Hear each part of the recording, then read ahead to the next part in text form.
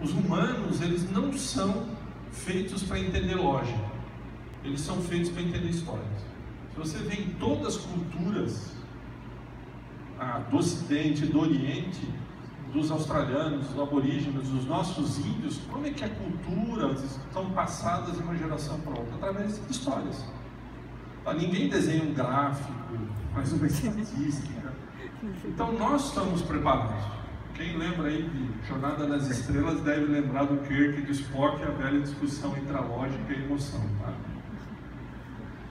O que tem? Você normalmente tem um ponto de vista. Tá? É uma coisa que você acredita, a tua ideia, o que você acha que vai dar certo. Você tem um conjunto de dados, tá? Que na verdade vão fazer a pessoa que está escutando, né, o teu argumento te respeitar. Mas o que a história faz é conectar isso. Isso que às vezes as pessoas esquecem de fazer. Tá? É como conectar isso daí. E basicamente, cada um até tem o seu estilo, né? O que você quer apresentar tem uma forma diferente. Você pode começar pelo seu ponto de vista, mostrar os dados e contar uma história. Tá? Você usou basicamente, você contou a história da criança gritando dentro de não sei o quê.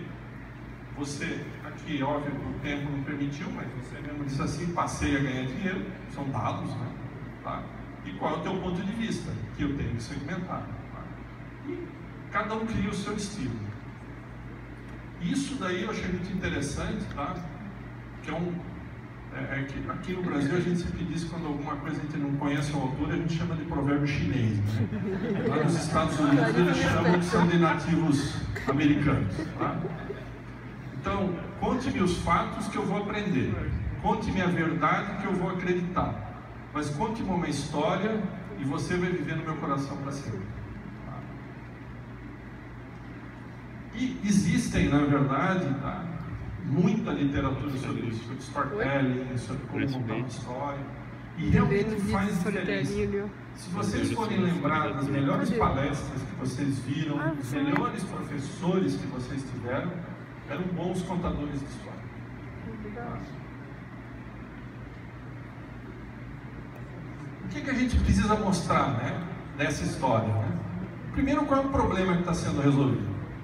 É muito comum a gente ver alguns empreendedores que já vêm com uma solução, um problema que eu nem sei qual é. Tá? Então, tipo assim, eu até brincava muito, me lembro na época da DataSul, que às vezes vinha uma solução e depois eu ia procurar o problema, entendeu? Tá? Então, a primeira coisa é achar o problema. Para quem? Tá? Novamente, para quem? Para criança, para mulher? Tá? Como será resolvido? Tá? O exemplo da criança, o Gani citou muito bem, tinha que ficar perto da outra por causa daquilo, tal, porque às vezes a ideia é maravilhosa, mas ninguém sabe resolver. Tá?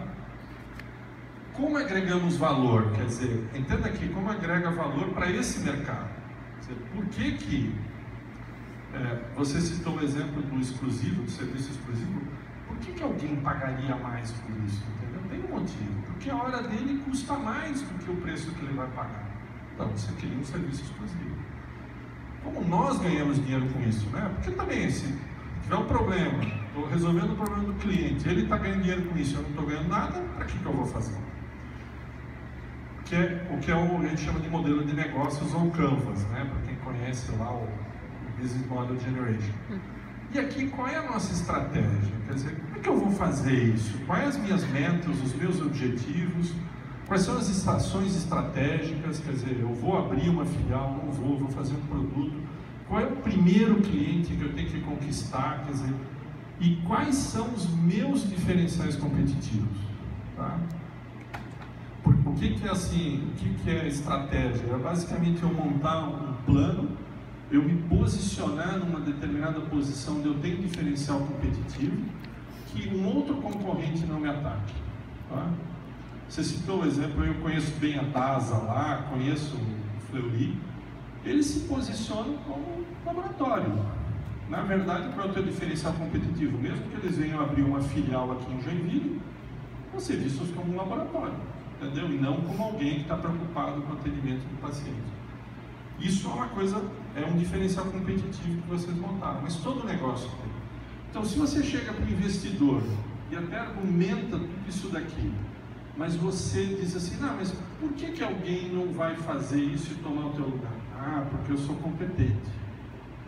Ah, não sabe. Então você tem que mostrar o que você vai fazer para que ninguém tome o teu mercado.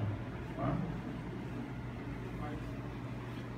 Eu sei que é muito importante fazer um business plan, fazer protótipo, fazer pesquisa de mercado.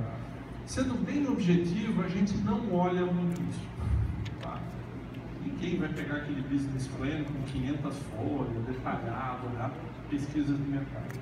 Por que isso é importante quando você procura o investidor? É mostrar que você é competente, que você pesquisou, que você entende, que as perguntas que eu vou fazer para você, você consegue responder.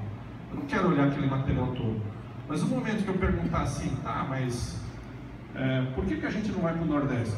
Bom, explica por que você não vai. Então você estudou.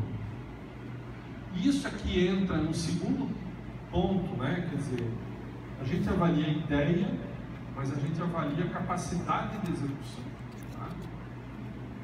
Então, eu estou olhando o plano, a ideia, como é que você vai implementar, mas uma das coisas que a gente procura avaliar muito, por isso que às vezes o processo demora, teve algumas empresas que a gente demorou